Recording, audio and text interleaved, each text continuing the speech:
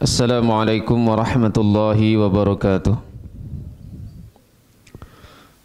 Alhamdulillahi rabbil alamin. Nahmaduhu wa nasta'inuhu wa nastaghfiruh wa natubu ilaihi wa nastahdi wa na'udzu billahi min syururi anfusina wa min sayyiati a'malina. Man yahdihillahu fala mudilla lahu wa man yudlil fala hadiya lahu.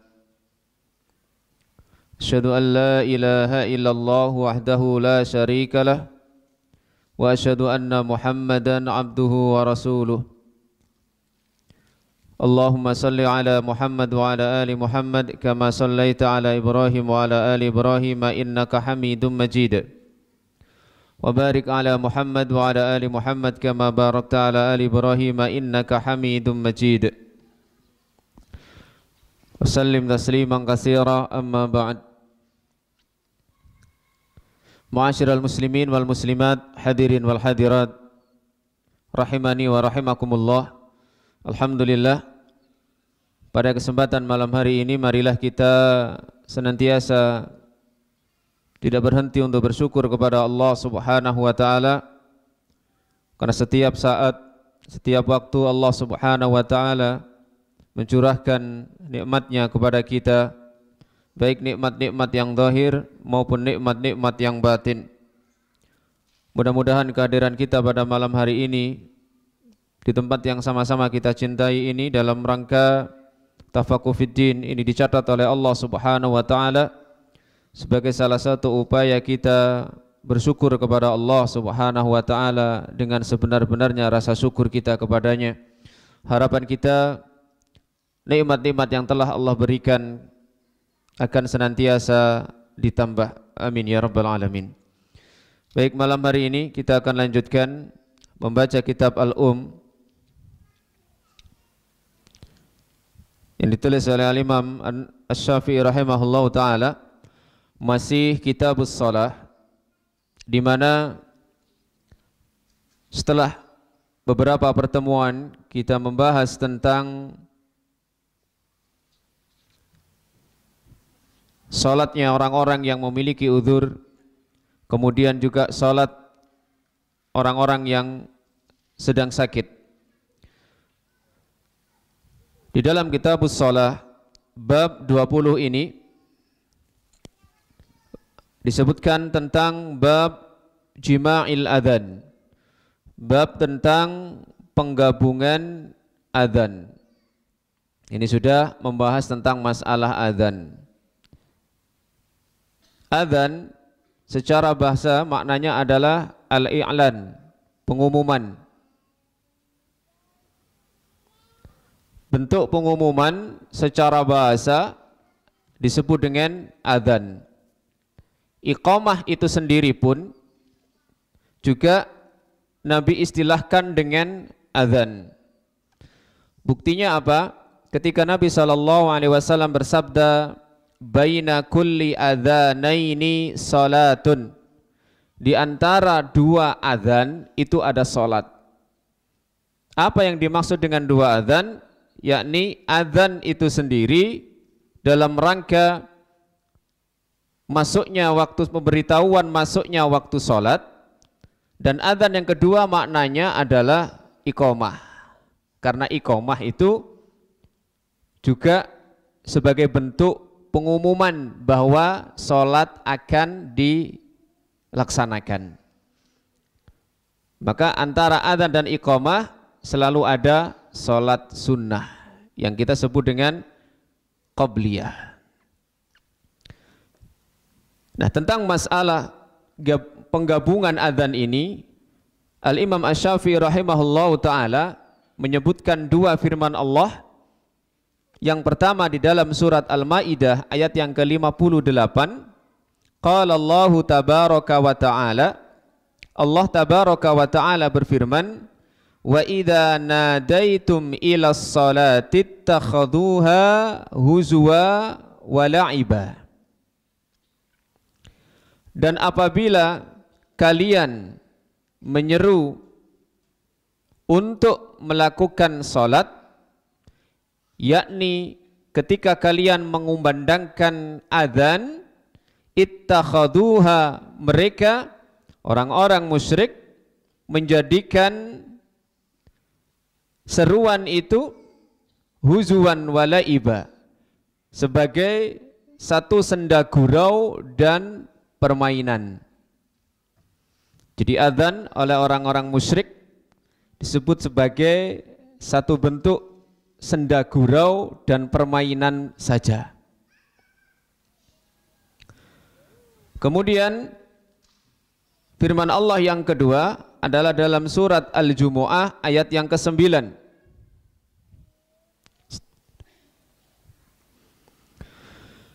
Idza nudiya lis-salati min yaumil jumu'ati fas'au ila dzikrillah. Apabila diseru untuk salat di hari Jumat, maka bersegeralah kalian untuk mengingat Allah. Di sini juga ada kata-kata nudia, nida, panggilan. Kalau di surat Al-Maidah tadi juga kata-kata nadaitum, ya. Di sini juga nudia. Artinya memanggil. Nada yunadi nidaan, yang artinya panggilan. Kemudian beliau menjelaskan dua ayat tadi, fadzakarallahu azza wa jalla al-adhana. Maka Allah azza wa jalla menyebutkan adzan lis-salati, untuk salat. Wa dzakara yaumal jumu'ati, dan Allah juga menyebutkan hari Jumat. Sehingga fakana bayinan, hal itu menjadi jelas, wallahu ta'ala a'lam, annahu aradal maktubah bil ayataini ma'an, bahwasanya Allah menghendaki yang dimaksud dengan salat yang ada adzannya adalah salat yang wajib dengan adanya dua ayat tadi itu bersamaan. Sehingga yang ada syariat adzan itu hanya pada salat yang wajib, berdasarkan dua ayat tadi itu. Karena Allah berfirman yang makna dari panggilan salat dalam surat Al-Maidah, apalagi dengan jelas dalam surat Al-Jumu'ah yang salat Jumat itu hukumnya wajib, Allah sama-sama memerintahkan untuk memberikan seruan atau nida, yaitu adzan. Wasanna Rasulullah sallallahu alaihi wasallam adzan, dan Rasulullah sallallahu alaihi wasallam juga mensunnahkan al-adzan lil maktubati, untuk yang wajib-wajib saja. Walam yahfad anhu ahadun, dan tidak ada seorang pun yang menghafal dari Nabi sallallahu alaihi wasallam annahu amara bil adhani, bahwasanya beliau memerintahkan untuk adzan li ghairi salatin maktubah, untuk selain salat wajib. Jadi tidak pernah dinukil dari seorang pun bahwa Nabi memerintahkan untuk adzan selain salat wajib. Misalnya salat Id, tidak ada riwayat Nabi memerintahkan adzan. Salat istisqa, tidak ada riwayat Nabi memerintahkan adzan. Salat qiyamu Ramadan, tidak ada riwayat Nabi yang memerintahkan adzan. Bal hafidz az-Zuhri, bahkan Az-Zuhri telah menghafal darinya, annahu kana ya'muru fil aidaini wal muadzina fayaqulu as-salatu jami'ah wala adana illa limaktubah. Kemudian Al-Imam Asy-Syafi'i ini menukil apa yang disampaikan oleh Al-Imam Az-Zuhri, bahwasanya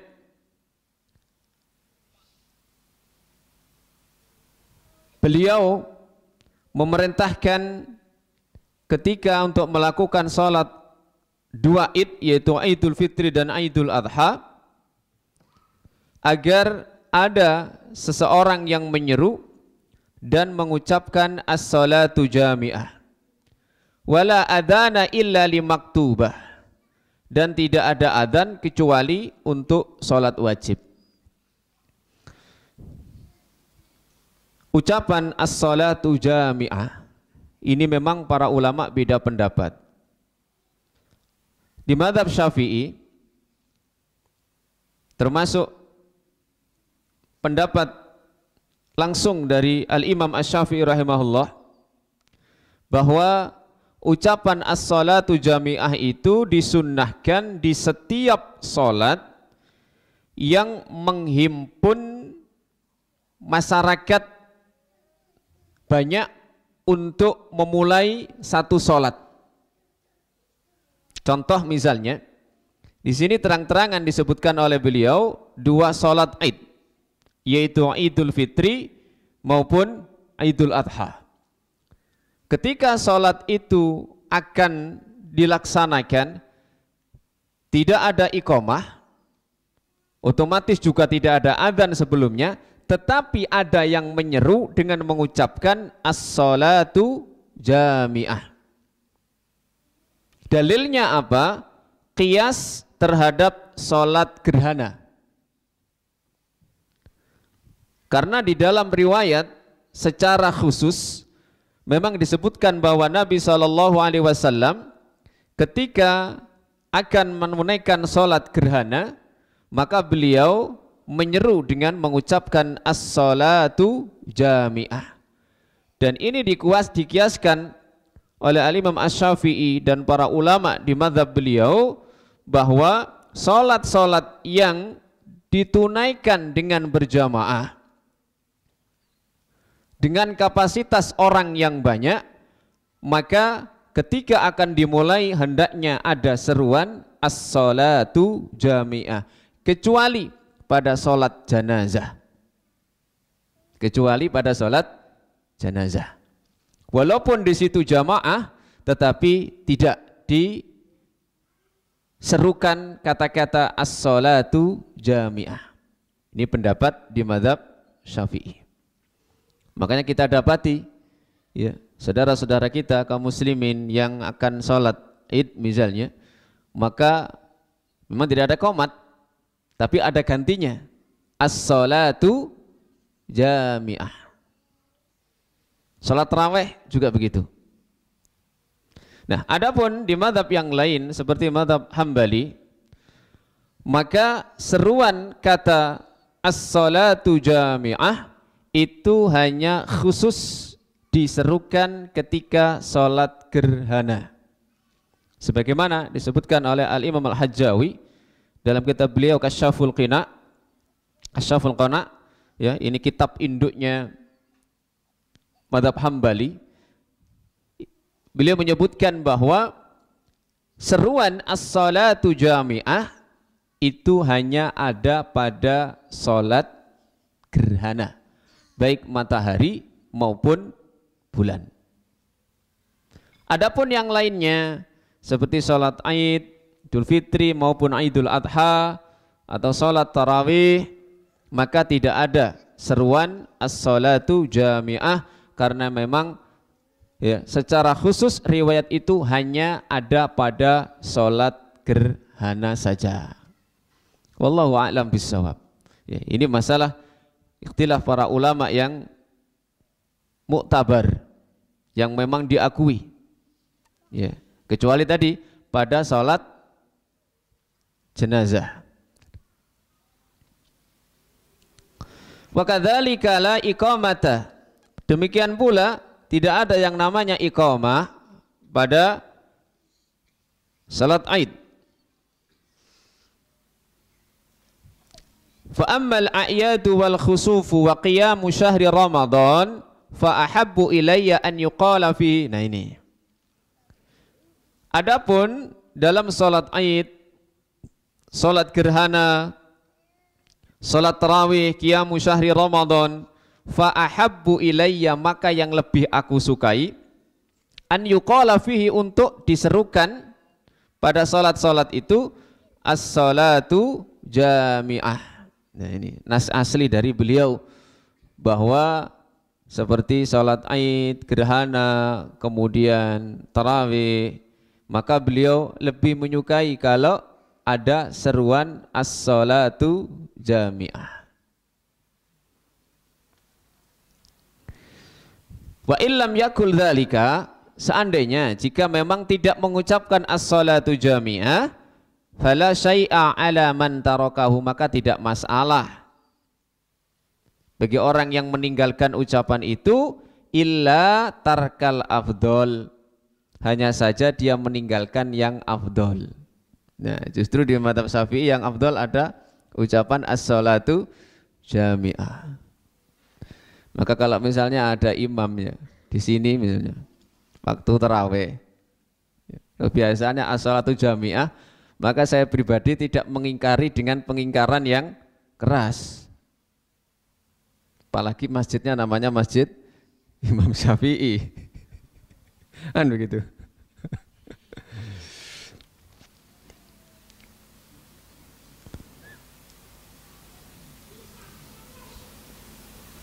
Wassalatu 'alal janaiz wa kullu nafilatin ghairil a'yati wal khusuf bila adzanin fiha wala qauli as-salatu jami'ah. Adapun salat jenazah dan salat-salat sunnah yang lain selain Idul Fitri, Idul Adha, gerhana dan juga tarawih, maka tidak usah mengucapkan as-salatu jami'ah, kata beliau.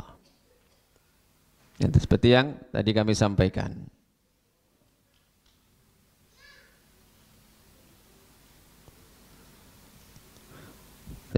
Selanjutnya bab yang ke-21, bab waktil adani lis-subhi, bab waktu adzan untuk salat subuh.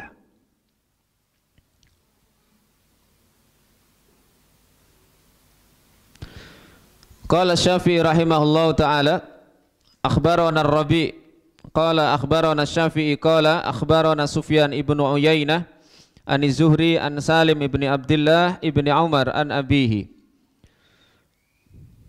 Ar-Rabi' mengabarkan kepada kita, kepada kami, Asy-Syafi'i mengabarkan kepada kami, ia berkata, Sufyan ibnu Uyainah mengabarkan kepada kami dari Az-Zuhri, dari Salim bin Abdullah bin Umar, dari abahnya.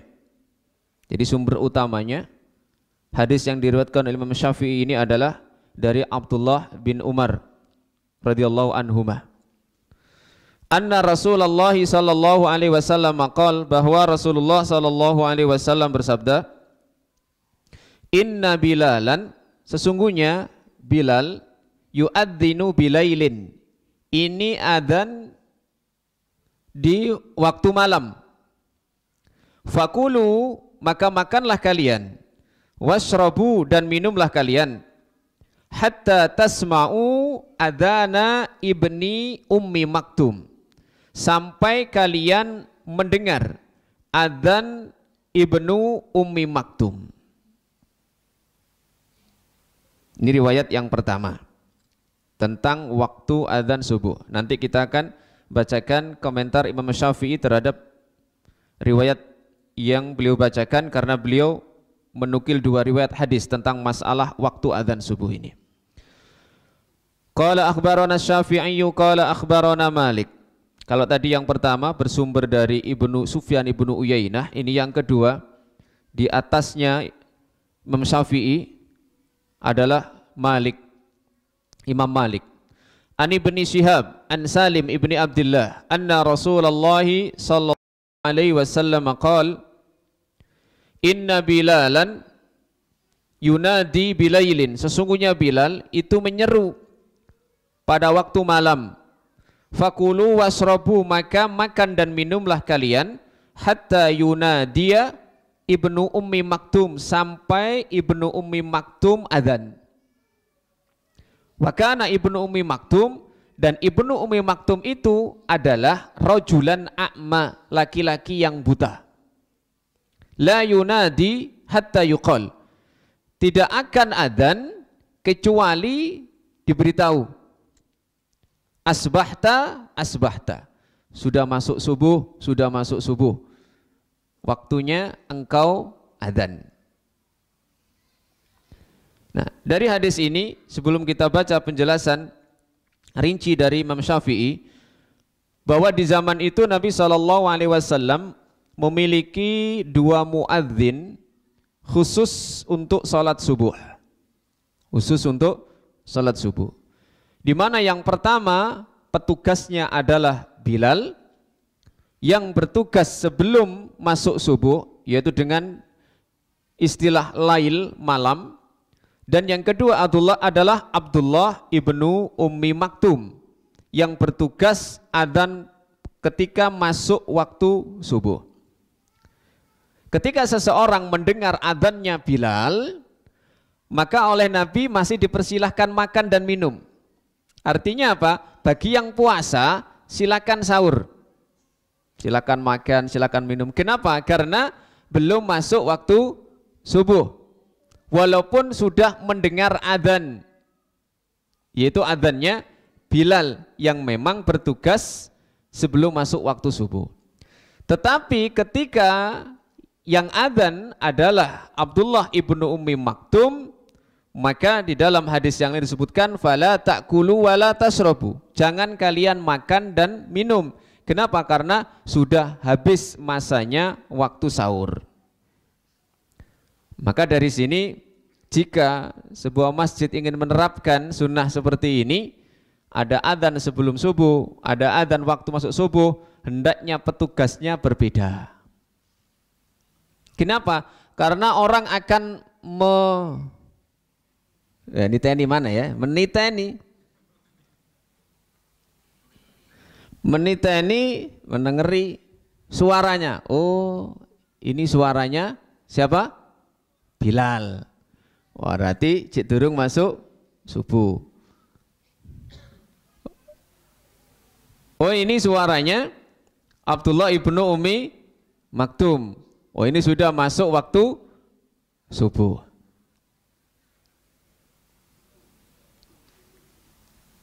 Sehingga kaum muslimin bisa membedakan suara dari masing-masing muadzin yang berbeda di waktu yang tidak sama tadi.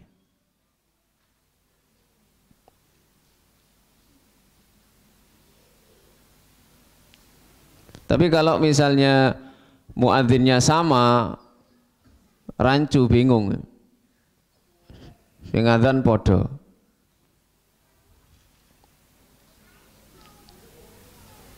Baik, kita dengarkan, kita bacakan apa penjelasan Imam Syafi'i rahimahullah dari 2 hadis tadi.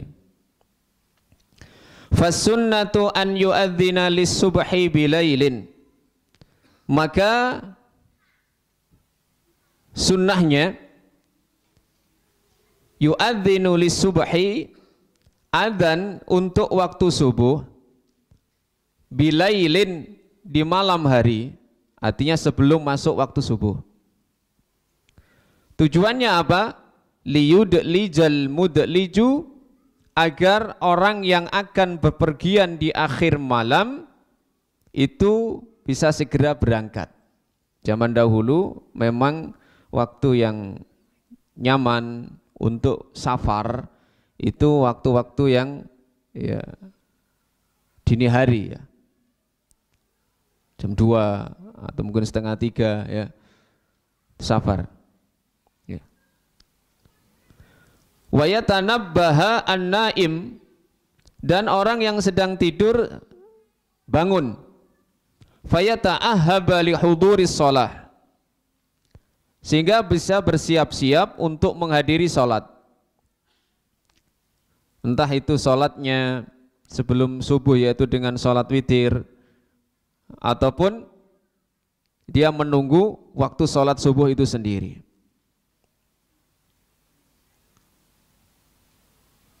Wa ahabbu ilayya, dan yang lebih aku sukai, lau adzana muadzinun ba'dal fajri walau lam yaf'al lam ara ba'san an yatruka dzalika.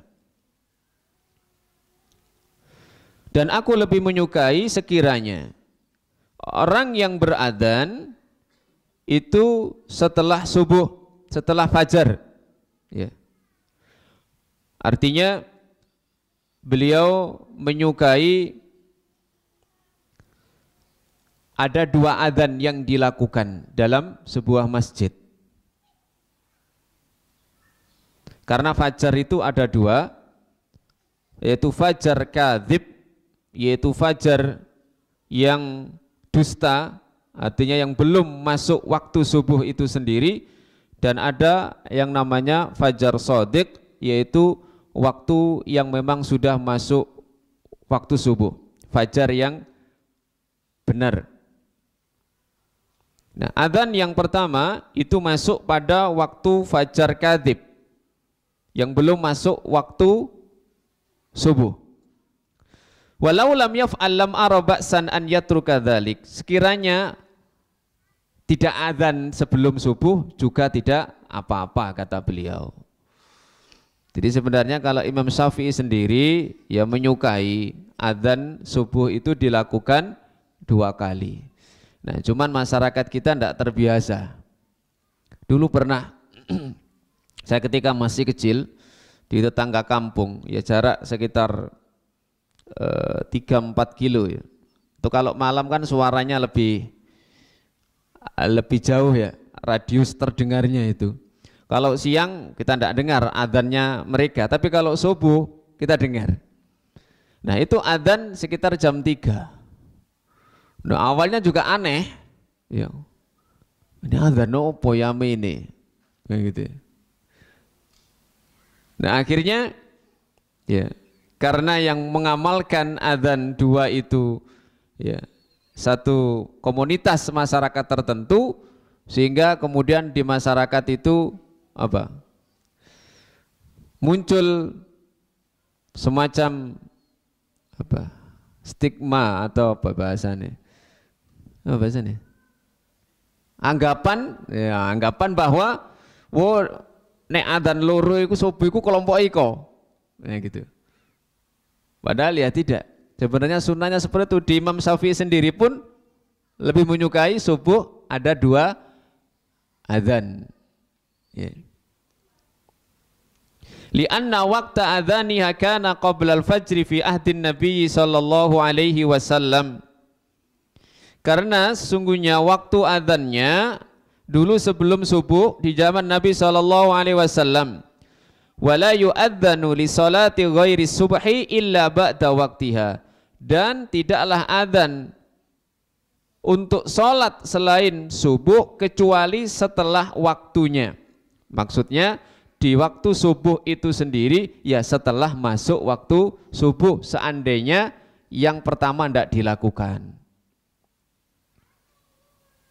Ya, jangan sampai adzannya cuma 1 ternyata belum masuk subuh adzan. Masih kutok. Waktu adzan pas subuh gak adzan. Wah, itu Mbak.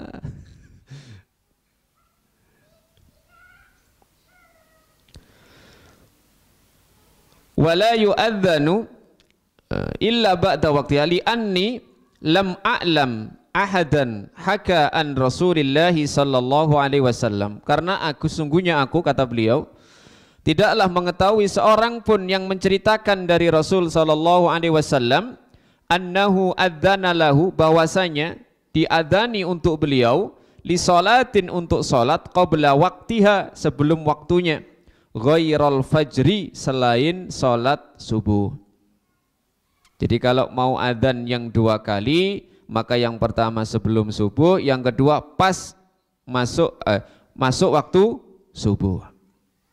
Hanya sholat subuh inilah yang boleh adzan 2 kali, di mana adzan yang pertama belum masuk waktunya, adzan yang kedua setelah masuk waktunya. Adapun sholat-sholat yang lain tidak ada yang adzannya 2 kali. Walam yazal al-muadzinuna indana yuadzzinuna likulli salatin ba'da dukhuli waqtiha. Dan senantiasa para muadzin, ya, di tempat kami mereka beradzan untuk setiap sholat setelah masuknya waktu sholat tersebut, kecuali sholat subuh yang memang adzannya ada 2.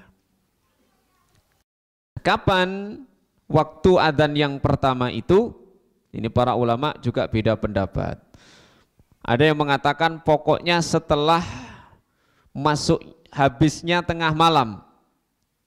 Jadi setelah tengah malam, kemudian berikutnya ini sudah bisa mulai adzan yang pertama. Kenapa? Bisa jadi akan ada orang yang sholat di awal tengah malam yang pertama dengan adanya adzan yang pertama. Nah, sebagian ulama lagi menyebutkan waktu adzan yang pertama adalah ketika waktu sahur. Ketika waktu sahur. Mungkin sepertiga malam yang terakhir sehubungan dengan waktu yang afdol untuk sholat tahajud, maka disitulah dibangunkan untuk sholat, yaitu dengan diserukannya adzan yang pertama. Ya mungkin kalau di sini kita mendengar ya di arah sana ada ya, arah Gendengan kalau tidak salah. Dengar itu ada adzan pertama, ya, adzan sebelum subuh itu. Nah di sini yang tidak pernah moro-moro adzan jam 3, ada yang muadzin ini durung teko. Mek situk pisan, siapa yang mau nih adzan jam 3 istiqomah.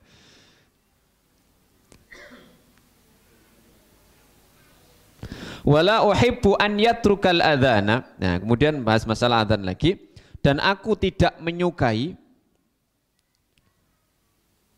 meninggalkan adzan li sholatin maktubah, untuk sholat wajib. Hukum adzan ini para ulama menyatakan bahwa hukumnya adalah fardu kifayah dalam suatu kampung. Jadi nek ten kampung gak ono adzan belas, sak kampung dosa.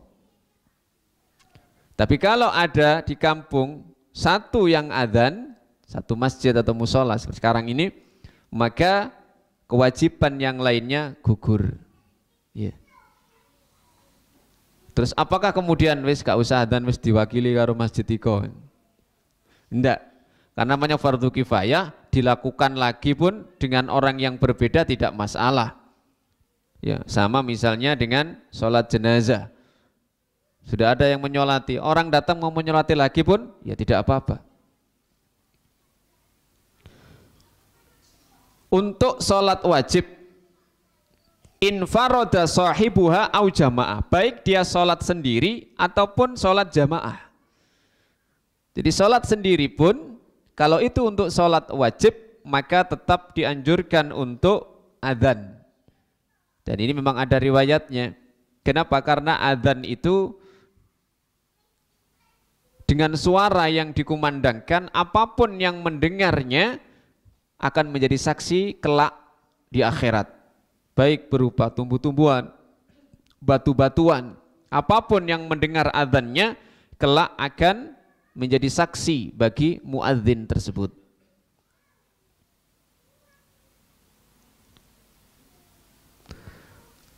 Malah di dalam kitab-kitab fikih itu dibandingkan afdol mana muadzin dengan imam.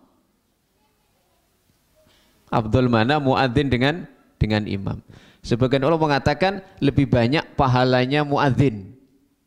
Kenapa? Karena orang berduyun-duyun datang ke masjid itu sebab pemberitahuan dari muadzin tadi.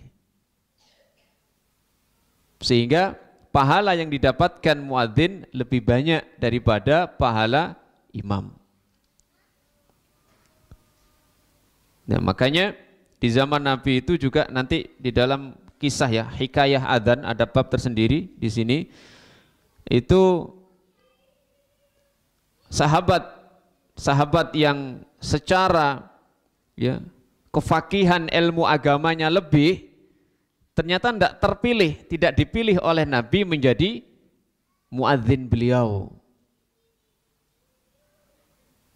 Karena ada syarat-syarat yang bisa jadi ya tidak dimiliki oleh orang yang lebih alim ilmu agamanya ya dibandingkan dengan orang yang biasa tetapi memiliki kelebihan syarat-syarat yang dimiliki untuk menjadi seorang muadzin. Karena nanti di sini disebutkan syarat-syaratnya. Jadi beliau ya menyukai untuk tidak meninggalkan adzan. Yang pertama untuk sholat wajib baik bagi yang sendirian maupun berjamaah. Walal iqamah fi masjidin jama'atan kabura wala sahur. Termasuk juga tidak selayaknya meninggalkan iqamah di sebuah masjid ya ketika sholat jamaah baik kecil maupun besar. Nah, istilah kita mungkin baik masjid ataupun musola. Wala yada'u dzalika ar-rajul fi baitihi, dan hendaknya tidak meninggalkan hal tersebut di dalam rumahnya, termasuk ketika sholat di rumahnya. Itu juga tetap beliau menyukai supaya ada adzan. Wala safarihi, di dalam safarnya ya. Wa ana alaihi fi masajidil jamaah al-'azam ahaddu. Sehingga di masjid jami yang besar itu tentu ya lebih besar bagiannya. Artinya jangan sampai masjid yang besar meninggalkan adzan maupun iqamah. Tapi ada masjid itu sing gak ono adzane mbek iqamahe. Zuhur misalnya. Oh, wedhe masjide. Oleh gak ono sing teko nek jamaah. Ya. Yang sholat di situ kadang-kadang musafir. Ya, musafir. Tidak ada adzan, tidak ada iqamah, pokoknya sholat dewe-dewe. Ya. Sangat disayangkan. Ya, padahal masjid yang besar seperti itu yang bisa menghimpun banyak orang, ya lebih layak untuk ada adzan dan ada iqamahnya. Jadi walaupun sendiri sholat jamaah di rumah atau dalam kondisi safar, maka tetap beliau mengatakan dianjurkan adzan dan iqamah.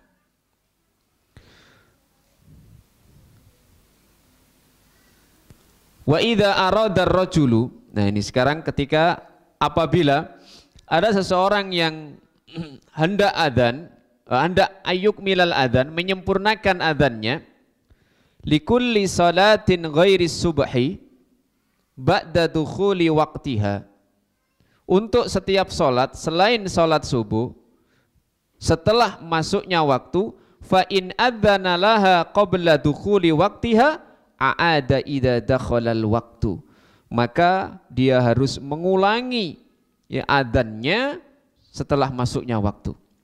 Jadi ada adzan misalnya, ternyata belum masuk waktu,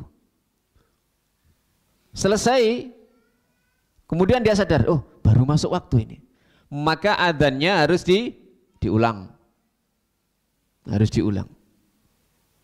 Kecuali yang tadi sholat subuh.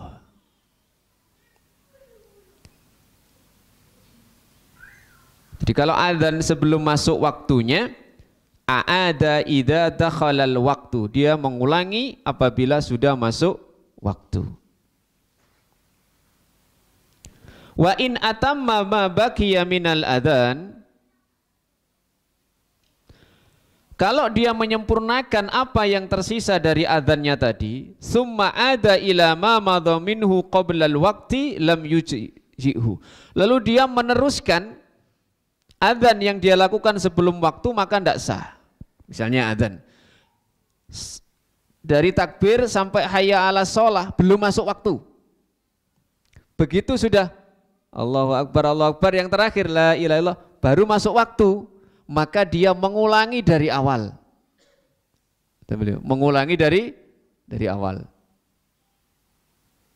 Tidak boleh dia kemudian wah mangsing gurung masuk waktu misalnya gitu ya.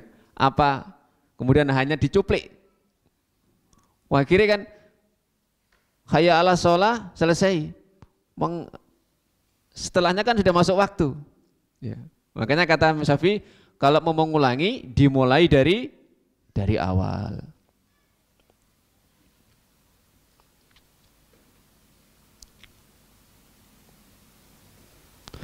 Walau taraka minal adhani wa kadzalika kullu wala yukmilu al adhana hatta ya'tiya bihi 'alal wala'i wa ba'da waqtis sholati illa fis subhi. Dan tidak menyempurnakan adzan sampai datang waktu sholat itu. Artinya ya tandanya adzan itu dimulai adalah saat sudah masuk waktu sholat. Nah, kecuali subuh tadi sekali lagi. Walau taraka minal adzani syai'an ada ila ma taraka summa bana min haitsu taraka lam yujzihi ghairuhu. Termasuk ya orang yang pertama itu tadi adzan belum selesai mana atau misalnya ada keperluan diterusno karo wong liya, ini juga ndak boleh. Misalnya di sini muadzinnya hayya 'alas shalah, leren buh gupuk kabeh ya, ada keperluan yang ditinggalkan. Gantenono aku gantenono. Mang teko hayya 'alas shalah. Ini juga tidak boleh.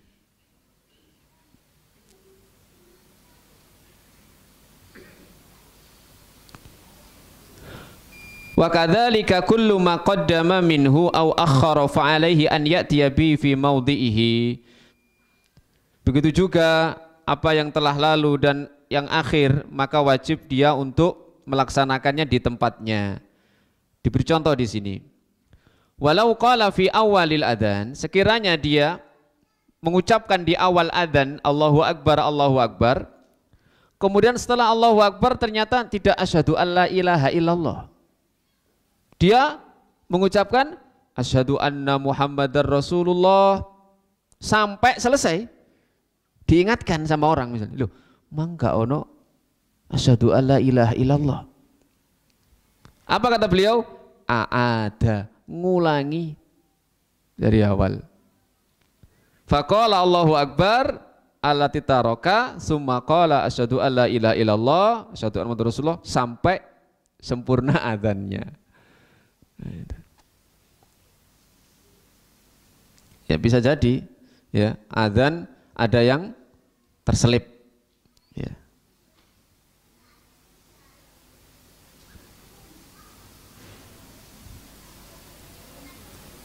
Kalau di tengah-tengah gimana? Hayya 'alas shalah iling, aku menggurung asyhadu alla ilaha illallah. Bisa jadi kan? Seperti itu. Ingatnya di tengah-tengah belum selesai. Ya. Apa yang dia lakukan? Karena belum sempurna selesai, maka dia bisa mengulangi dari yang belum diucapkan tadi. Ya, makanya di antara syaratnya muadzin nanti ya orangnya ya dalam artian adlun. Adlun itu adil, artinya ya pikirannya tidak campur, tidak ikhtilat, tidak gampang apa namanya apa bahasa sekarang. Kalau bahasa dalam dunia periwayatan hadis itu pikun. Nah, orang yang meriwayatkan hadis dalam kondisi ikhtilat, pikirannya pikun, itu jadi catatan. Ya. Tadi akhirnya ada yang apa namanya tertinggal. Summa yajhara bi syai'in minal adhani wa yukhafita bi syai'in minhu lam takun alaihi i'adatu ma wasaftu bihi li'annahu qad jaa'a bi lafdhil adhan kamilan fala i'adata alaihi kama la yakunu alaihi i'adatu ma khafata minal qur'ani fima yujharu bil qur'ani fihi. Ya tadi mengulangi dari awal apa yang dia terselip dari adzan yang tidak dia ucapkan.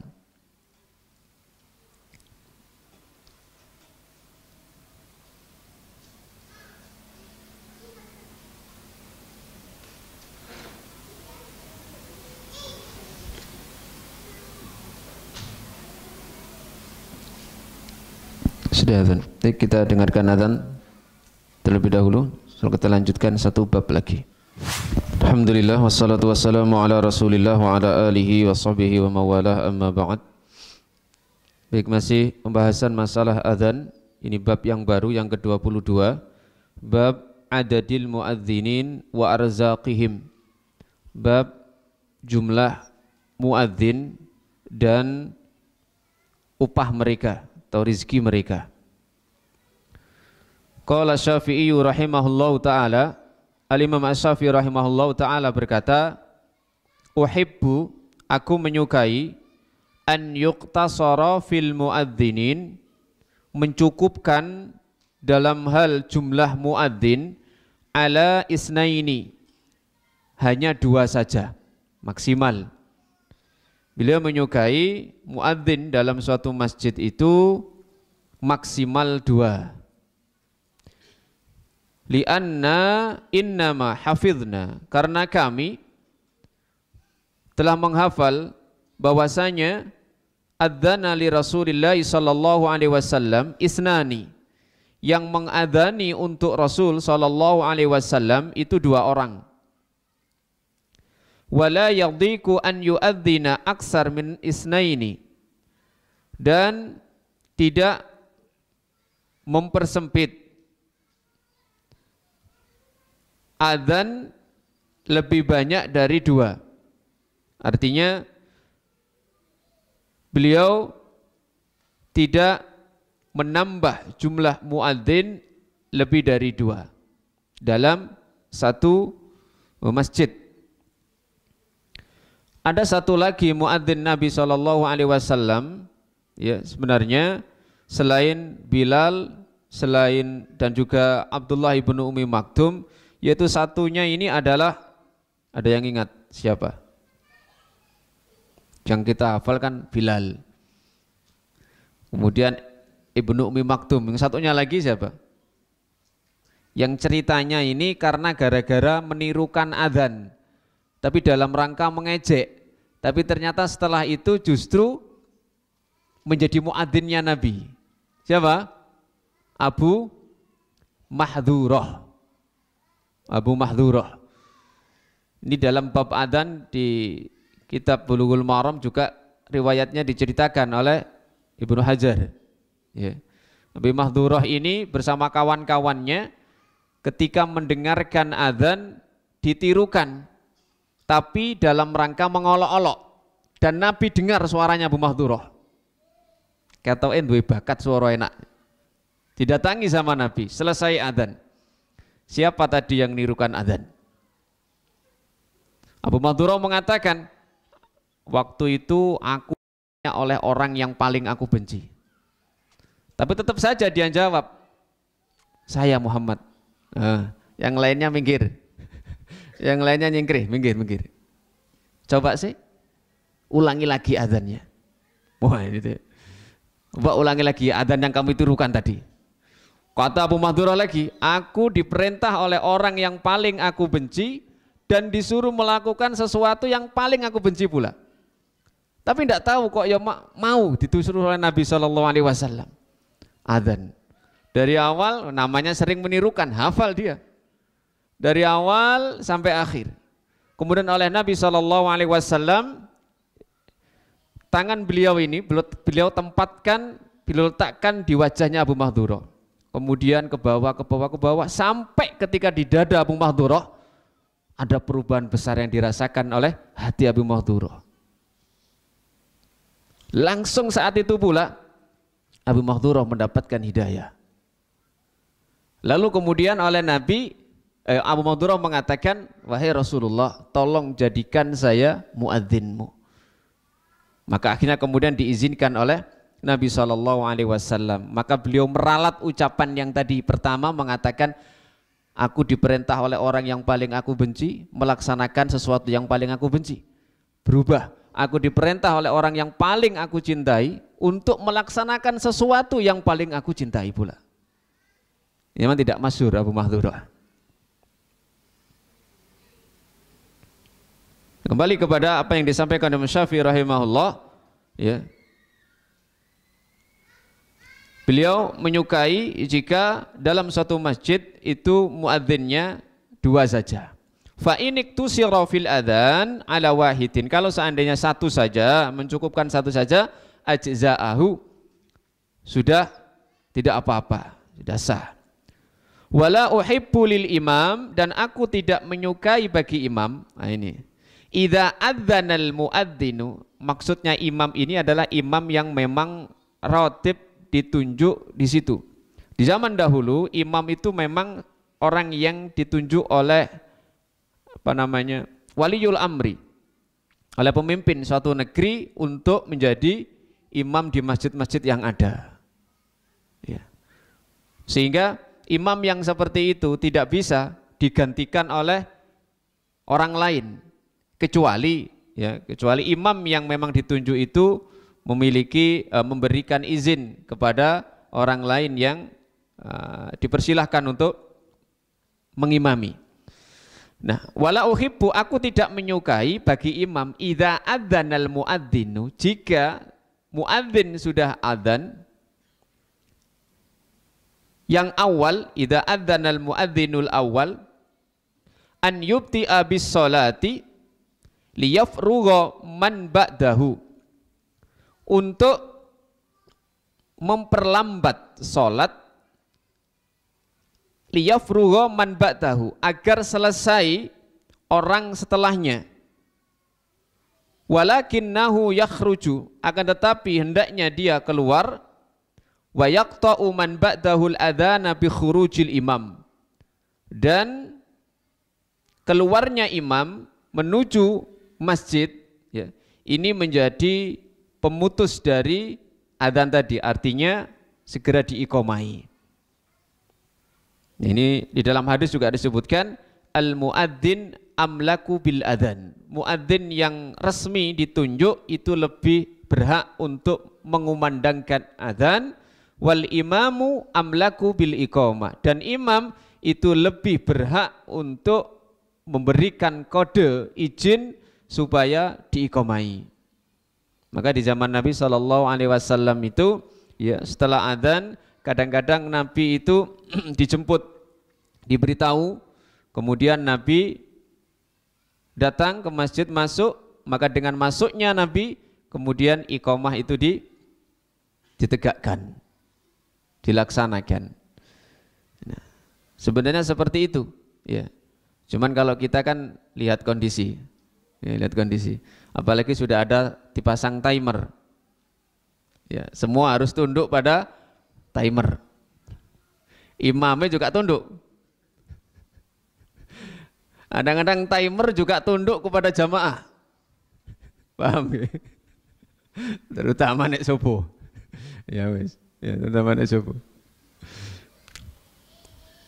Ya, karena qobliyah subuh kita beri kesempatan kepada jamaah yang ingin menyelesaikan. Ya. Nah, sementara ketika iqamah itu ada hadis la sholata ba'dal iqamah illal maktubah, tidak ada yang namanya sholat sunnah lagi setelah qomat kecuali sholat wajib.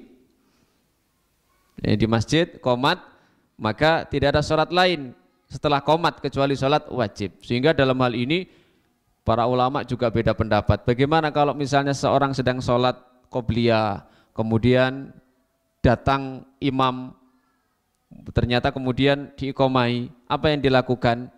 Pendapat yang pertama, pokoknya dibatalno, karena dalilnya jelas tadi, ya, dohirnya begitu, tidak ada sholat setelah qomat kecuali wajib. Nah, yang kedua, ini yang tengah-tengah, jika dia sholat sunnah baru takbir, belum sampai 1 rakaat, maka batalkan. Nah, jika sudah 1 rakaat, hendaknya dia meringankan sholat yang kedua, yang rakaat kedua, dan segera untuk menyelesaikannya. Imam dianjurkan untuk menunggu. Ya. Kenapa? Juga ada dalilnya. La tubtilu a'malakum, jangan gampang-gampang membatalkan amalan kalian. Jadi sama-sama ada dalilnya. Kalau yang kedua tadi dalilnya memang dari ayat secara umum begitu, ya. Nah, sementara yang pertama tadi pokoknya harus batal, itu dohirnya hadis tadi. Ya.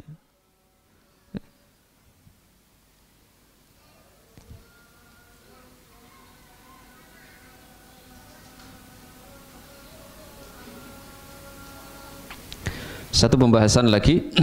Qala Syafi'i rahimahullah taala, wa wajibun 'alal imam, wajib bagi imam, maksudnya di sini adalah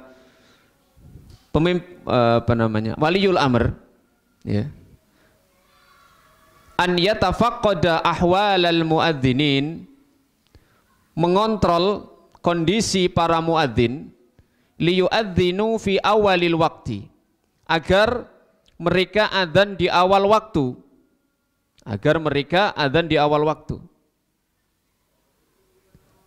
wala yantadhiruhum bil iqamati wa an ya'murahum fayuqimu fil waqti, dan tidak usah menunggu mereka untuk iqamah, wa an ya'murahum fayuqimu fil waqti, dan menyuruh mereka agar iqamah di waktu yang memang sudah diberi isyarat oleh imam itu. Jadi memang di Islam itu para pemimpin agama seperti imam suatu masjid itu dipilih, ditentukan, ya. Termasuk juga jabatan hakim, qadhi, itu yang menentukan adalah pemerintah. Ya. Imam juga begitu, yang menentukan pemerintah. Wa uhibbu an yu'adzina mu'adzinun ba'da mu'adzinin wa la yu'adzinu jama'atun ma'an. Dan aku menyukai muadzin itu adzan setelah muadzin yang lain dan tidak beradzan bersama-sama. Ini kata beliau, ya. Jadi yang adzan itu supaya tidak bareng dengan masjid yang lain, maksudnya begitu. Makanya ada sebagian, ya, yang berpemahaman mau adzan kalau masjid sampingnya sudah selesai adzan. Nah, ini memang Syafi'i begitu, ya. Walaupun kalau bareng pun tidak apa-apa. Wa in kana masjidan kabiran lahu muadzinuna adadun fala ba'sa an yu'adzina fi kulli manaratin lahu muadzinun fayusmi'u man yalihi fi waqtin wahidin. Nah, kalau misalnya jika ada masjid yang besar, mereka memiliki beberapa muadzin, maka tidak apa-apa mereka adzan di setiap menara di waktu yang bersamaan, sehingga dari arah yang berbeda itu sama-sama mendengar satu suara. Zaman dahulu adzan itu supaya lebih didengar, maka di tempat yang tinggi, yaitu di menara misalnya, di menaranya. Nah, arah mata angin ini 4.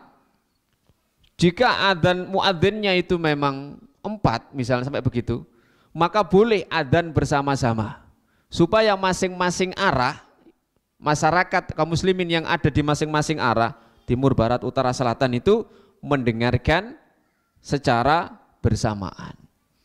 Nek saiki yo speaker ya 4.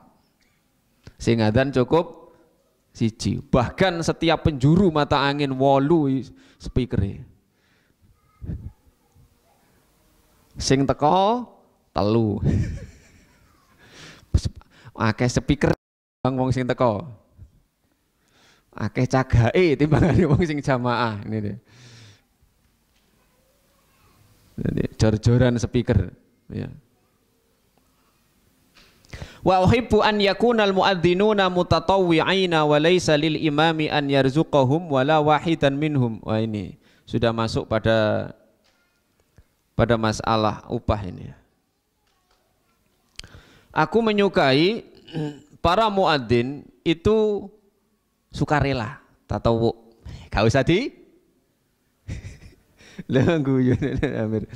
Tak miring guyu ae, tak miring. Alhamdulillah. Tatawu itu artinya kan sukarela, sunnah. Ya. Imam Syafi'i ini, ya. Aku menyukai para muadzin itu mutatawwi'ina, sukarela di dalam adzannya. Enggak usah dibayar. Walaisa lil imami an yarzuqahum, dan tidak boleh bagi imam atau pemimpin di situ mengupah mereka. memberi rizki kepada mereka. Wala wahidan minhum, dan tidak pula seorang pun dari mereka. Wa huwa yajidu man yu'adzinu lahu mutatawwi'an mimman lahu amanah illa an yarzuqahum min malihi. Ya. Jika tidak ada seorang pun yang mau sukarela azan, maka dia boleh diberi gaji, dan gajinya itu dari harta imamnya sendiri, duit pribadi nih.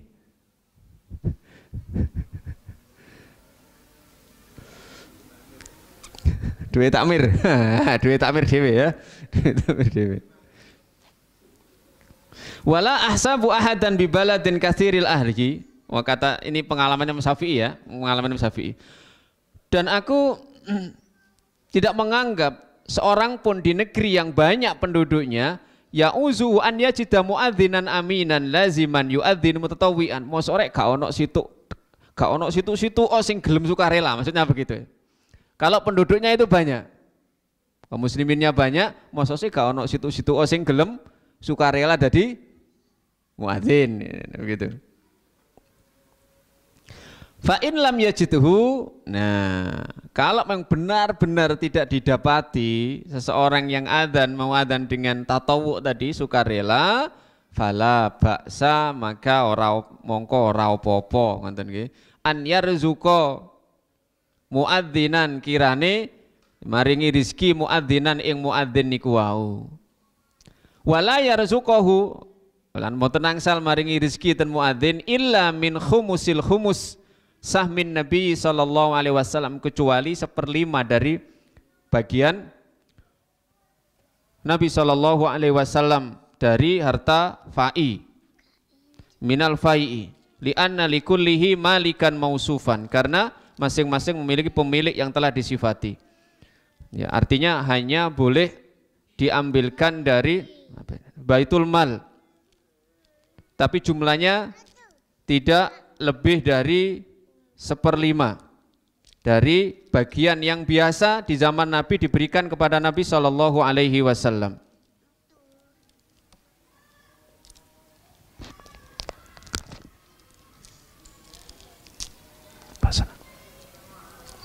Namun di zaman sekarang ini para ulama juga memberikan pembahasan tentang masalah gaji muadzin ini, ya boleh. Artinya memang di mazhab Syafi'i yang muktamad, yang diakui, ya muadzin itu tidak selayaknya dibayar. Kenapa? Karena ini termasuk bagian dari berbuat satu ibadah kepada Allah Subhanahu wa taala, bahkan ibadah yang sangat agung. Namun para ulama yang lain itu berpendapat boleh ya muadzin itu dibayar, seperti di mazhab Hambali juga boleh ya. Kemudian di mazhab Hanafi juga dibolehkan ya, dengan memberikan rizki bagi muadzin suatu masjid ya.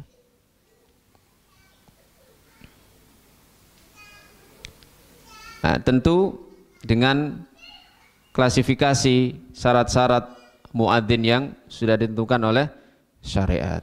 Insyaallah kita akan bahas seperti hal tersebut di pertemuan yang akan datang. Kita cukupkan sekian, mudah-mudahan menjadi ilmu yang bermanfaat dan Allah Subhanahu wa taala senantiasa memberikan taufik dan hidayah kepada kita untuk menjadi orang-orang yang memiliki istiqomah di atas ketaatan-ketaatan kepada Allah dan melaksanakan segala macam bentuk kebaikan. Kita tutup dengan doa kafaratul majlis. Subhanakallahumma wa bihamdika asyhadu an la ilaha illa anta astaghfiruka wa atubu ilaik. Assalamualaikum warahmatullahi wabarakatuh.